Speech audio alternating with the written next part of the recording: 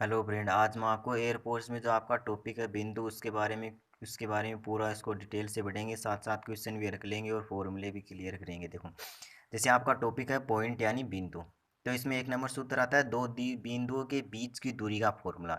तो या तो आप ये पहले वाला अप्लाई कर सकते हैं, दूसरी वाला बात एक है कि n root x two minus x one का whole square plus Y two minus Y one का होल स्क्वायर।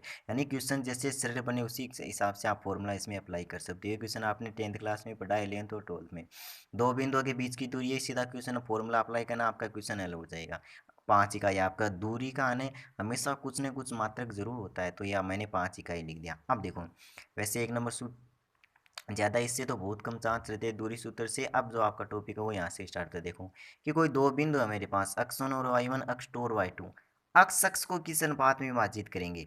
तो इस सूत्र में एक चीज याद रखना, जब अक्ष अक्ष से पूछते हैं तो आपको ये लिखना है minus Y one upon two, यानी माइनस तो दोनों में आएगा, चाहे वो वाई एक्स को किस अनुपात में विभाजित करता है, चाहे एक्स एक्स को, तो माइनस तो दोनों में आएगा, तो मैंने माइनस लिख दिया। अब अक्ष अक्ष को पूछ रहा है तो आपको लिखना है वाई वन बटे वाई टू, और वाई एक्स को पूछ रहा है तो आपको लिखना है अक्ष वन बटे अक्ष टू। तो ये दो बिंदु अक्ष अक्ष को किस अनुपात में विभाजित करेंगे? माइनस वाई वन बटे टू वाई टू। वाई तो वाई वन का मान कितना है? -3, तो ये मैंने -3, और वाई टू का बटे में 6, तो 1/2, 1/1/2 आ गया। अगला क्वेश्चन ये वाई एक्स को पूछ रहा है तो माइनस एक्स वन बटे में एक्स टू, तो 2, और बटे -5, माइनस से माइनस कैंसिल, 2:5। इसी प्रकार से हम तीसरा फॉर्मूला देखते हैं। अब देखो, कोई दो बिंदु इस रेखा को किस अनुपात में विभाजित करेंगे? तो इसमें क्या याद रखना है? माइनस पहला बिंदु बटे दूसरा बिंदु, ऐसे शॉर्ट ट्रिक के द्वारा। यानी इस रेखा में आपको माइनस का चिन्ह तो लगाना ही है, इस रेखा में आपको ये पहला बिंदु पुट कर देना है बटे दूसरा बिंदु, ये ऐसे याद रखो। तो देखो, दो बिंदु रेखा को किस अनुपात में? माइनस का चिन्ह, ये पहला बिंदु इस रेखा में रख दो, 3 दूनी 6, 4 तीन 12 प्लस 5 बटे में दूसरा बिंदु रेखा में रख दो -3, -16 प्लस 5, तो -23 बटे 14, तो 23:14। अब देखो, इससे बहुत बार क्वेश्चन आता है कि तीन बिंदु संरेख होने का प्रतिबंध, कि कोई ये जैसे ये सवाल है, ये सवाल बहुत बार आया हुआ है, समरेख है तो ये आपको कंडीशन, तो आपको केवल ये चीज याद रखनी है और कुछ नहीं याद रखना है कि x one minus x two upon x one minus x three बराबर y one minus y two upon y one minus y three.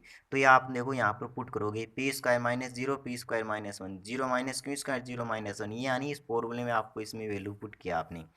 तो ये ऊपर तो बन का पी स्क्वायर बटे P square -1 minus q square -1, minus से माइनस कैंसिल, या आपने मल्टीप्लाई कर दिया, और बटे में प्रत्येक पद में पी स्क्वायर और क्यू स्क्वायर का भाग दे दिया, तो ये आपका आंसर आ गया।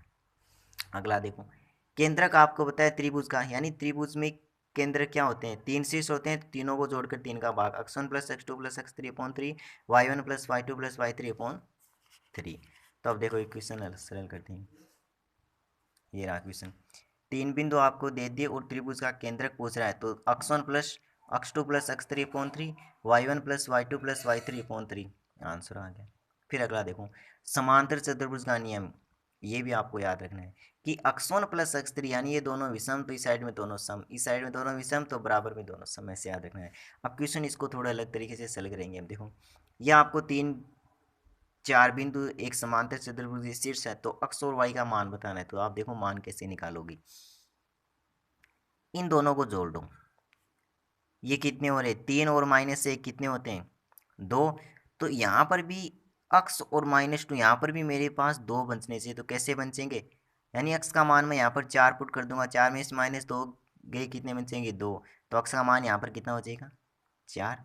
जैसे इसी प्रकार इसकी वाई का मान पूछा है, तो अक्स वाले मान देखो, 3 में से 3 गया 0, तो यहाँ पर भी मेरे को 0 बनाना है, तो 0 कैसे बनाऊंगा बोलो? यानी यहाँ पर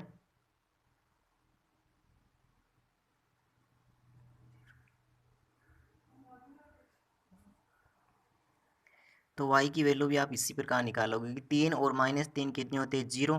तो यहाँ पर भी 0 बनेगा, तो यहाँ पर क्या पुट करूँगा? 2। तो ये y की वैल्यू 2 आएगी, यहाँ पर 1 नहीं आएगी, तो यहाँ पर 2 होगा आपका आंसर। अगला देखो, समकोण त्रिभुज है तो उसमें समकोण का शीर्ष लंब केंद्र कैपिटल एच के द्वारा व्यक्त करते हैं, और कर्ण का मध्य बिंदु क्या होता है? परिकेंद्र। ये तो बात थी समकोण की। समबाहु त्रिभुज में चाहिए, अगला आपसे अंतः केंद्र पूछे, परिकेंद्र पूछे, लंब केंद्रक पूछे, आप तो केंद्रक निकाल के बता दो, वही आपका आंसर होगा। जैसे ये क्वेश्चन है कि बिंदु 0 0 3 0 और 0 4 शीर्ष वाले त्रिभुज का परिकेंद्र बताओ, तो ये आपका देखो समकोण त्रिभुज आपने सिद्ध कर लिया। तो परिकेंद्र क्या होता है? परिकेंद्र को ओ के द्वारा व्यक्त करते हैं, और जो कर्ण का मध्य बिंदु होता है, तो इन दोनों का मध्य बिंदु लिखा दिखा दिया, x1 plus x2 upon 2, y1 plus y2 upon 2। तो ये आपका मध्य बिंदु हो गया। ये आपका थोड़ा आधा चैप्टर कंप्लीट हो चुका है।